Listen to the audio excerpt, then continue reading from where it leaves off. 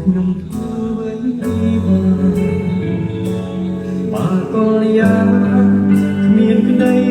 មេត្តាសូមទឹកភ្លៀងជួយលាងបេះដូងដែលស្មងមិនរួនដែររលត់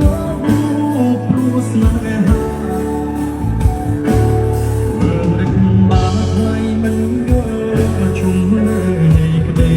ស្នេហា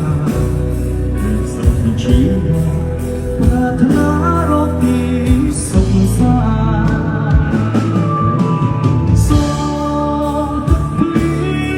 ងជួយលាងជម្រះទឹកភ្នែកអ្នកណាជួយរំលែកទឹកភ្នែកខ្ញុំរងចាំកុំได้ថ្ងៃនេះបងហួតទឹកភ្នែកតែជាប់